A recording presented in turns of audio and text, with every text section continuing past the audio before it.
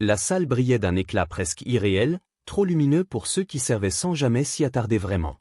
Les verres tintaient doucement, les voix se mêlaient dans une élégance étudiée, et sous cette harmonie apparente circulait une fatigue invisible, celle des gens qui travaillent pendant que d'autres célèbrent. Claire avançait entre les tables avec une précision acquise à force de nécessité. Chaque pas était calculé, chaque geste mesuré. Elle portait ce soir-là une tenue trop stricte pour son âge, empruntée au vestiaire du service, et derrière son sourire discret se cachait l'inquiétude familière des fins de mois incertaines.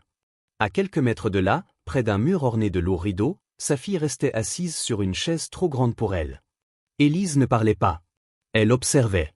Ses jambes ne touchaient pas le sol, et elle se balançait doucement, un carnet posé sur les genoux, un crayon tenu sans conviction. On lui avait demandé d'être sage, silencieuse, presque invisible. Elle avait acquiescé sans protester, comme si elle comprenait déjà que certaines soirées exigent de se faire petite.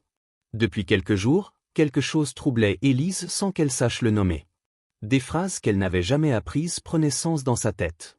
Des mots étrangers, entendus par hasard, devenaient clairs, presque familiers. Cela lui faisait peur, alors elle n'en parlait pas. Elle pensait que ça finirait par disparaître, comme un rêve trop vif au réveil.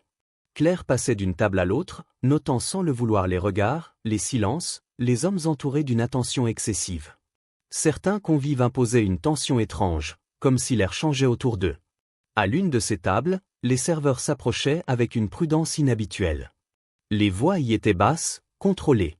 Claire ressentit un léger frisson sans comprendre pourquoi. Élise leva les yeux de son carnet. Deux hommes parlaient près de la table qui semblaient attirer toute l'attention. Leur voix était calme, presque banale. Pourtant, ce qu'elle entendit fit battre son cœur plus vite.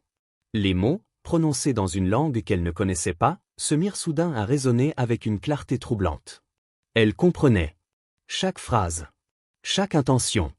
Elle sentit son ventre se nouer, comme si une main invisible venait de serrer trop fort. Elle tenta de se convaincre qu'elle se trompait. Qu'elle imaginait. Mais les mots revenaient, précis, froids, lourds de conséquences qu'elle ne mesurait pas encore complètement. Élise regarda autour d'elle, cherchant sa mère. Claire était occupée, penchée vers un plateau, concentrée sur son travail, inconsciente de ce qui se jouait à quelques pas. L'enfant sentit une peur nouvelle, plus adulte, plus grave. Ce n'était pas la peur du noir ou des orages. C'était celle qui naît quand on comprend quelque chose qu'on aurait préféré ignorer. Elle serra son crayon si fort que ses doigts blanchirent. Devait-elle parler? Devait-elle se taire? Personne ne l'avait préparée à porter un tel poids. Claire revint enfin vers le mur, posant un regard rapide sur sa fille. Elle y lut une expression qu'elle ne connaissait pas. Pas de la fatigue, ni de l'ennui. Quelque chose de plus profond. Un trouble silencieux. Elle s'approcha, se pencha légèrement. Élise releva les yeux, hésita, puis les baissa à nouveau, comme si les mots qu'elle portait brûlaient trop pour sortir. Autour d'elle, la soirée continuait, brillante, insouciante. Les rires montaient, les verres se vidaient, et personne ne remarquait que, dans l'ombre d'un rideau, une enfant venait de comprendre que le monde pouvait basculer sans prévenir. Et que parfois, le danger ne fait aucun bruit. Le moment se produisit sans avertissement, comme une déchirure dans le tissu parfaitement lisse de la soirée. Les lumières semblaient soudain trop fortes, les sons trop proches. Élise n'entendait plus que ces voix, distinctes au milieu du brouhaha, et chaque mot qu'elle comprenait pesait lourd, irréversible. Il ne s'agissait plus d'une impression confuse ni d'une peur enfantine. C'était une certitude glaçante. Quelque chose de terrible était sur le point d'arriver. Les hommes parlèrent à voix basse, presque avec désinvolture. Ils évoquaient un geste simple, presque banal, qui devait mettre fin à une vie. Un verre levé, une gorgée avalée, et tout serait terminé. Élise sentit ses mains devenir moites. Son cœur cognait si fort qu'elle avait l'impression que tout le monde pouvait l'entendre. Elle regarda autour d'elle, espérant que quelqu'un d'autre comprendrait, que quelqu'un d'autre interviendrait. Mais personne ne savait. Personne ne pouvait savoir. Claire, à quelques pas, servait une autre table. Son visage restait calme, professionnel, comme si le monde n'était fait que de commandes et de sourires polis.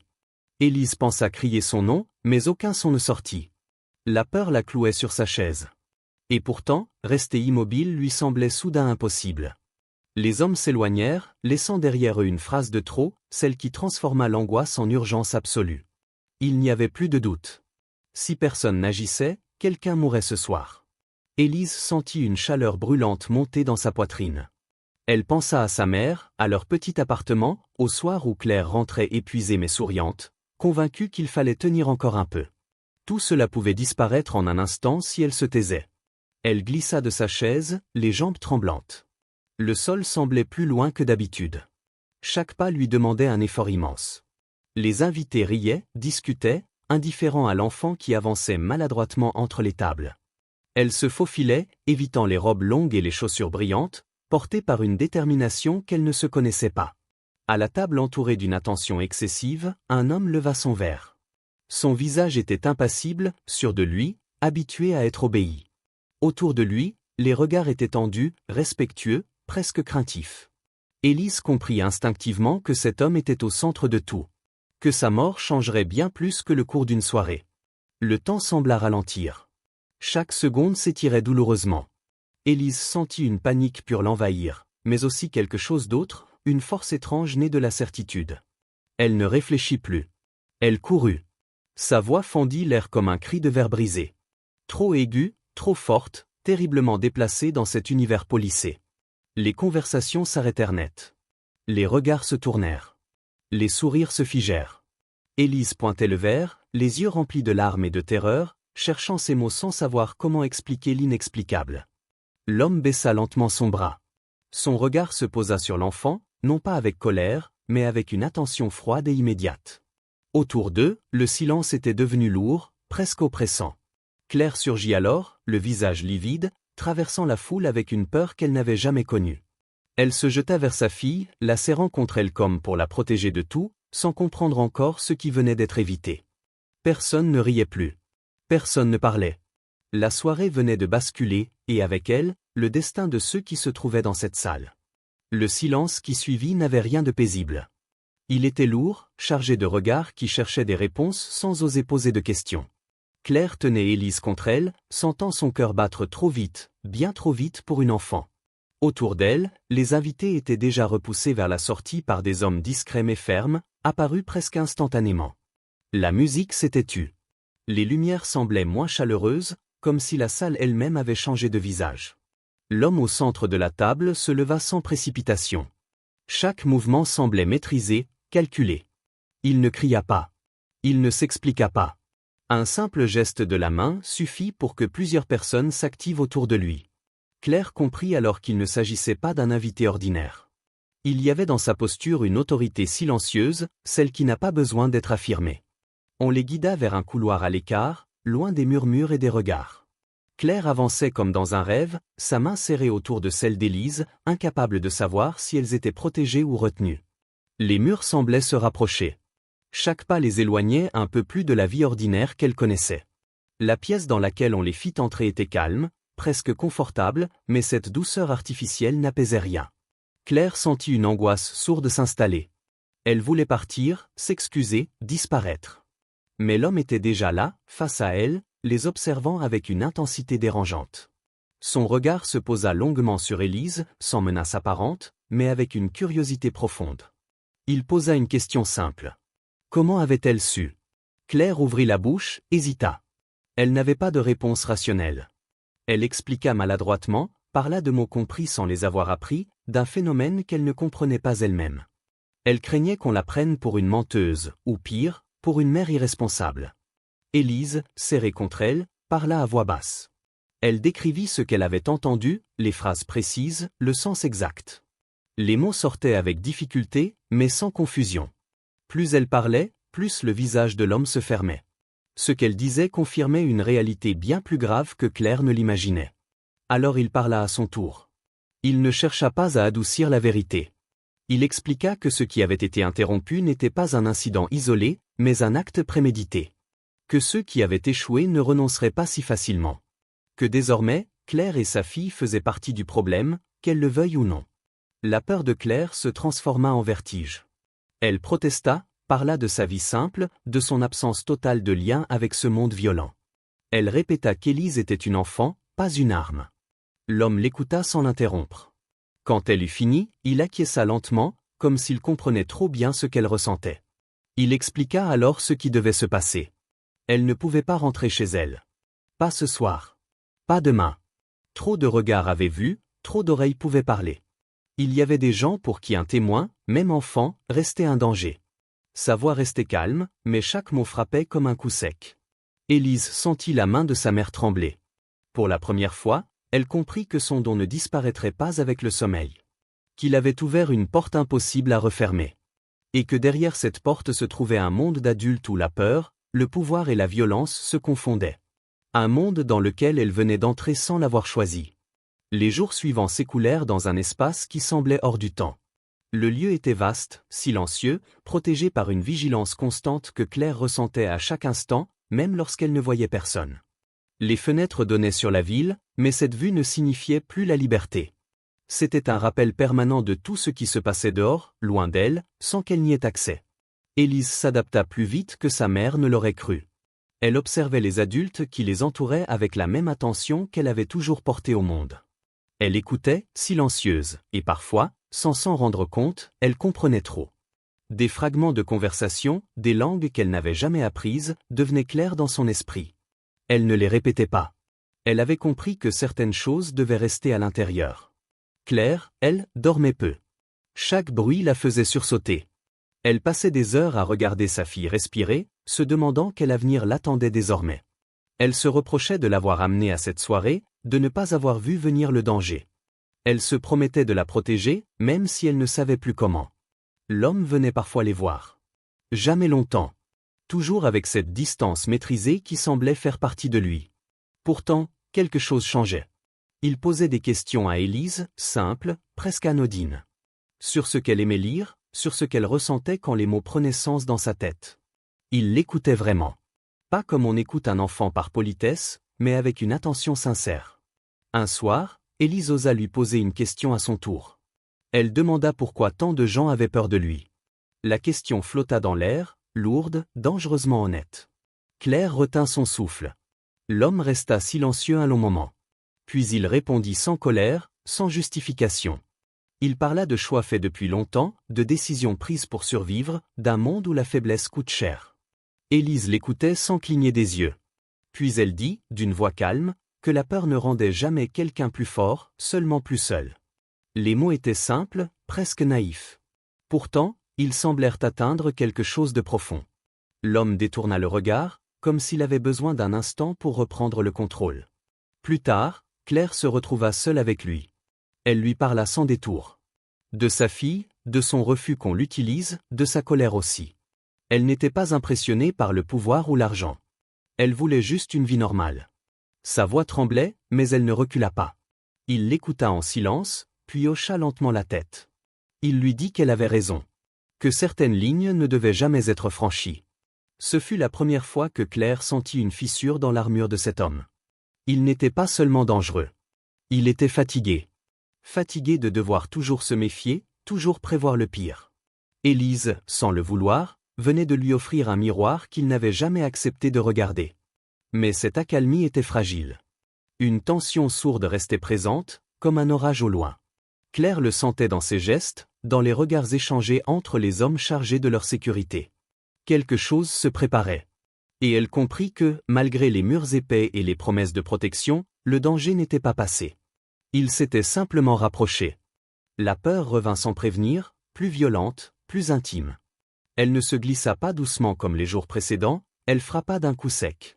Claire le sentit avant même qu'on ne lui dise quoi que ce soit, dans ce silence anormal, dans cette agitation retenue qui parcourut soudain le lieu.